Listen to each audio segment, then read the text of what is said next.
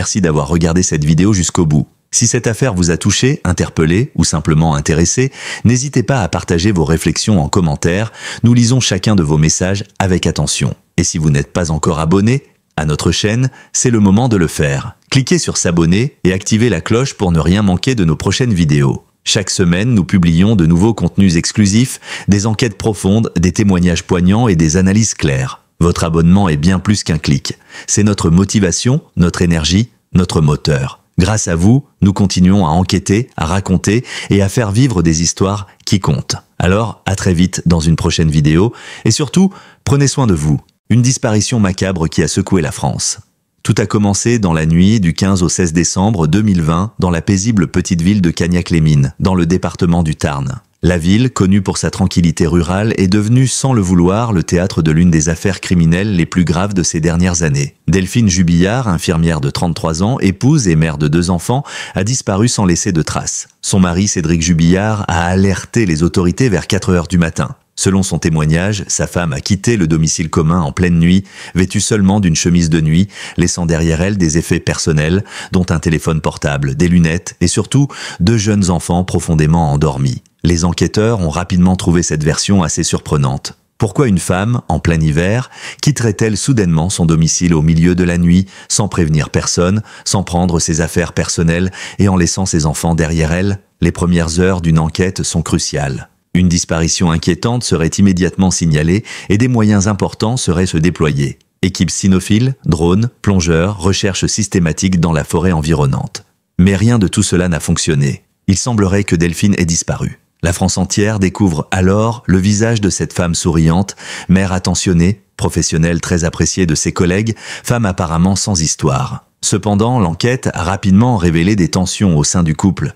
Delphine et Cédric sont en train de rompre et la jeune femme a récemment confié à ses proches qu'elle envisageait un nouveau départ, peut-être avec un autre homme rencontré en ligne. Elle voulait tourner la page d'un mariage qui devenait tendu, rempli de disputes constantes et d'une mauvaise communication. Cédric Jubillard semblait instable, mais ne montrait aucun signe évident d'effondrement. Il a participé à la recherche, a parlé à la presse et est apparu si calme que certains ont trouvé cela suspect. Très vite, il devient l'objet de toutes sortes de spéculations. Il a été placé sous surveillance, ses déclarations ont été analysées en détail et les enquêteurs ont commencé à recueillir des preuves suspectes. Il aurait été verbalement violent envers sa femme, manifestant une jalousie intense, et son comportement la nuit de sa disparition ne correspond pas toujours à l'enquête initiale. Malgré cela, Cédric est resté libre pendant de nombreux mois. Les enquêtes se poursuivent dans l'obscurité, sans qu'il soit possible de savoir si les autorités disposent de preuves concrètes. L'absence de corps rend l'affaire considérablement plus compliquée. Dans l'imaginaire populaire, cette affaire évoque immédiatement d'autres disparitions célèbres. Estelle Mouzin, Maëlys ou encore Alexia Daval. Des femmes et des filles ont disparu dans des circonstances obscures et leur sort a suscité l'indignation dans tout le pays. Le cas de Delphine ne fait pas exception. Les réseaux sociaux explosent, les journalistes d'investigation fouillent les histoires familiales et les émissions de télévision deviennent le théâtre de débats parfois houleux. L'affaire est d'importance nationale, des centaines de personnes se rassemblent pour participer à la chasse. Les témoignages s'accumulent, les proches se confient et les tensions montent. Puis, le 18 juin 2021, un événement décisif se produit. Cédric Jubillard est arrêté et inculpé de meurtre volontaire sur sa femme avant d'être placé en détention provisoire. Une onde de choc se propage à travers le pays. Pour beaucoup, l'arrestation a confirmé ce que l'on soupçonnait depuis longtemps. Pour d'autres, l'inculpation était prématurée, notamment en l'absence de preuves matérielles directes ou d'aveux. Les autorités judiciaires ont justifié leur décision en accumulant de nombreuses preuves graves et concordantes. Les témoignages contradictoires du mari, les conflits conjugaux constants, le comportement inquiétant et même les propos ambigus qu'il aurait tenus à des codétenus ou à des proches. Les enquêteurs pensent qu'il a peut-être commis cet acte impardonnable dans un accès de rage poussé par la jalousie et la peur de perdre le contrôle sur sa femme et sa famille. Cependant, l'impossibilité de retrouver le corps de Delphine reste un obstacle majeur. Sans cet élément, toute accusation repose sur une structure indirecte, une série d'indices que le défendeur réfute rapidement. À ce jour, Cédric continue de nier toute implication. Il a formulé plusieurs demandes de libération, mais toutes ont été rejetées par les juges, qui ont déclaré qu'elles risquaient de faire pression sur les témoins et de troubler l'ordre public. Parmi les éléments troublants, Les enquêteurs évoquent le comportement détaché de Cédric dans les jours suivant la disparition. Ils s'interrogent aussi sur certains messages supprimés de ses téléphones, sur des incohérences dans ses horaires et sur un climat conjugal délétère attesté par plusieurs témoins. Un voisin affirme avoir entendu des cris cette nuit-là. Une voisine parle d'une ambiance pesante au sein du couple, devenue insupportable. Delphine, elle, avait préparé ses valises pour quitter définitivement le domicile familial. Le mystère demeure entier. Delphine Jubillard reste introuvable. Sa famille attend, souffre, espère. Les battus n'ont rien donné. Aucune trace ADN n'a permis de faire avancer l'enquête de manière décisive. Les mois passent et la douleur reste vive, brûlante. Ce drame soulève une question cruciale. Que deviennent les enfants ? Qui prendra soin de Louis et Elia si leur père est derrière les barreaux et leur mère possiblement morte ? Ce dilemme humain et judiciaire va désormais occuper une place centrale dans les mois à venir. Car au-delà du crime, au-delà de la procédure, ce sont deux vies innocentes qui se retrouvent de briser au cœur de cette tragédie. Et c'est toute la société qui observe, bouleversée, en quête de vérité, mais aussi d'un minimum de justice pour ceux qui ne peuvent encore parler. Deux enfants au cœur du drame. Au fil des mois qui suivent l'arrestation de Cédric Jubillard, l'enquête judiciaire progresse lentement. Mais l'attention médiatique se déplace peu à peu vers une autre dimension de ce drame. Le sort des deux enfants du couple, Louis et Elia. Dès les premières heures de la disparition de leur mère, ces deux êtres innocents sont devenus malgré eux les victimes collatérales d'un événement qui dépasse l'entendement. L'un a tout juste 6 ans, l'autre n'en a même pas 2. Ils étaient là dans la maison familiale cette nuit du 15 décembre 2020, endormis dans leur lit pendant que se déroulait, possiblement, une scène irréparable. Au début, les services sociaux et les proches de Delphine font tout leur possible pour préserver les enfants du tumulte ambiant. Ils sont d'abord placés temporairement chez la sœur de Delphine, puis finalement confiés à leur grand-mère maternelle, Nadine F, dans un cadre plus stable. C'est elle qui assume désormais leur garde quotidienne, avec l'appui des tantes et oncles du côté maternel. Un climat protecteur est instauré, à l'abri autant que possible du déferlement médiatique et judiciaire. Car il faut continuer à vivre, malgré tout. Il faut se lever chaque matin, accompagner Louis à l'école, changer les couches d'Elia, leur lire des histoires, leur parler de leur maman, sans vraiment pouvoir répondre aux questions les plus simples. Où est maman ? Ou pourquoi papa n'est pas là ? Rapidement, le juge aux affaires familiales est saisi pour trancher la question de la garde des enfants. La justice donne raison à la famille maternelle, jugeant que l'environnement proposé est stable, aimant et sécurisant. Cédric Jubillard, en détention provisoire, n'a plus la possibilité d'exercer son autorité parentale, du moins pas sans autorisation explicite. Dès lors, le lien entre le père et ses enfants est rompu, dans un premier temps de manière administrative, puis sur le fond d'un malaise grandissant. Louis, bien que très jeune, devient un témoin potentiel de l'affaire. Il est auditionné à plusieurs reprises, dans un cadre encadré par des psychologues spécialisés dans les traumas infantiles. Lors d'un de ces entretiens, il aurait évoqué des scènes de disputes fréquentes entre ses parents, parfois violentes, au point qu'il aurait peur de papa quand il crie. Il aurait aussi rapporté que Delphine disait souvent vouloir partir, qu'elle était triste et qu'il l'avait entendu pleurer à plusieurs reprises. Ces éléments, bien qu'émotionnellement puissants, ne peuvent être utilisés comme preuve directe. Mais ils alimentent les soupçons et confortent les magistrats dans leur décision de tenir Cédric éloigné de ses enfants. Pendant ce temps, la famille de Delphine tente de reconstruire ce qui peut encore l'être. Nadine F, la mère de Delphine, devient une figure discrète mais essentielle. Elle refuse de s'exprimer dans les médias, préférant consacrer toute son énergie à ses petits-enfants. Elle doit jongler entre le chagrin immense d'avoir perdu sa fille et la responsabilité immense d'élever 2 enfants bouleversés, sans les priver de l'innocence de leur âge.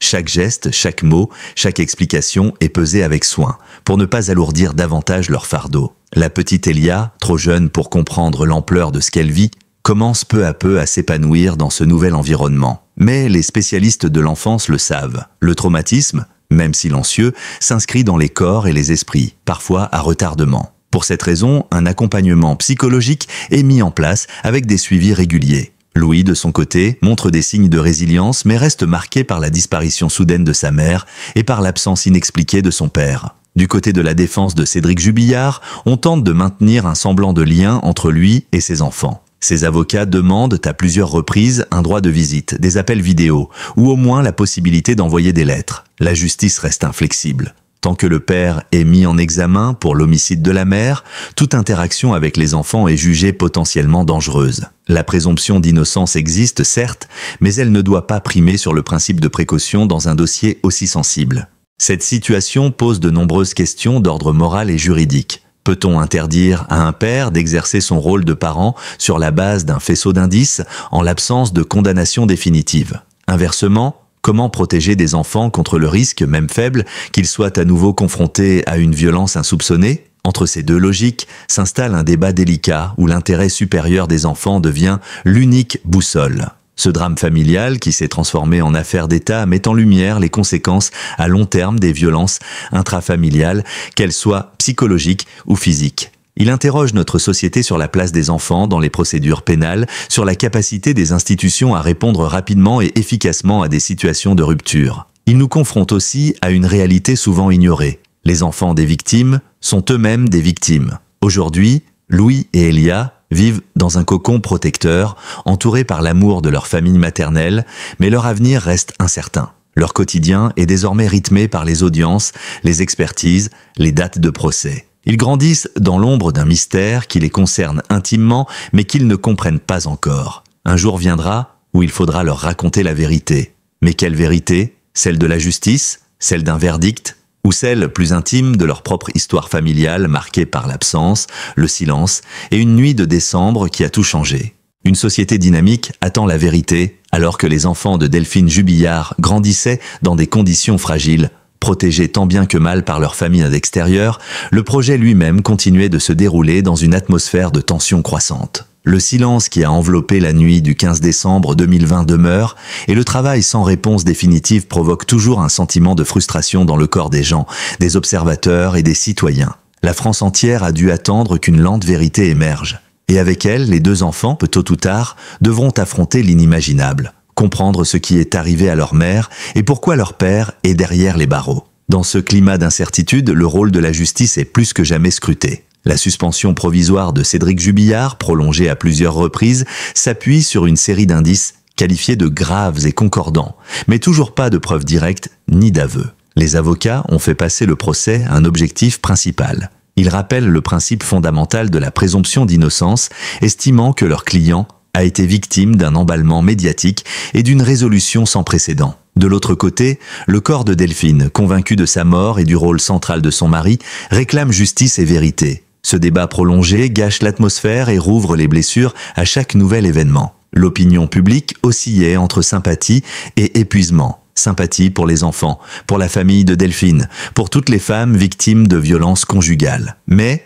il y a aussi de l'excitation face à un disque qui avance lentement, une vérité qui reste inaccessible, comme si l'obscurité de la nuit tragique était devenue une prison dont personne ne pourrait s'échapper. Chaque audience devient une farce médiatique, chaque témoignage est décortiqué, chaque rumeur fait taire de nouvelles théories. L'affaire Jubillard est devenue au fil du temps le reflet de notre partition. Cela reflète les lacunes des mécanismes de protection des femmes, les régimes d'action juridique limités en l'absence de mécanismes fonctionnels, ainsi que la perception croissante des médias et des réseaux sociaux comme un service criminel. L'affaire est devenue emblématique de toutes ces femmes qui disparaissent chaque année dans des circonstances surprenantes, souvent après des signalements de violence, parfois d'indifférence. Ok, Delphine est contente, elle incarne une froide réalité. En France, tous les 3 jours, une femme meurt des mains de son partenaire ou de son ex-amant. Selon certains rapports, elle aurait exprimé un malaise, envisagé de partir et aurait augmenté ses bagages. Mais ce n'est pas suffisant. Comme beaucoup d'autres, elle aurait pu être étudiée si les signaux d'alerte avaient été mieux entendus, mieux communiqués et mieux pris en compte. Cette pièce soulève donc une question importante. Combien de Delphines supplémentaires sont nécessaires pour que chaque nouveau changement se produise? En attendant son procès, une date certaine au moment où nous écrivons ces lignes, les proches de Delphine tentent de garder sa mémoire vivante. Des marches silencieuses furent organisées, des associations prirent son nom comme symbole.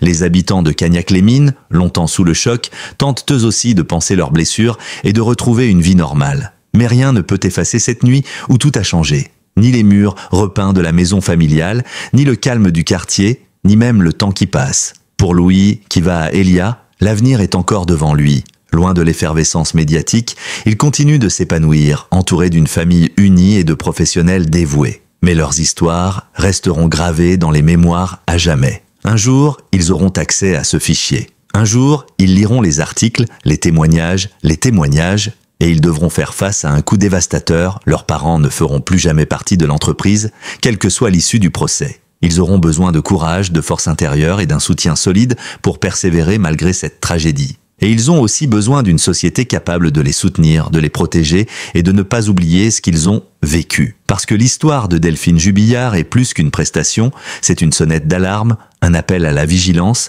un conseil pour ne jamais fermer les yeux sur la douleur d'un couple, d'une famille, d'un foyer.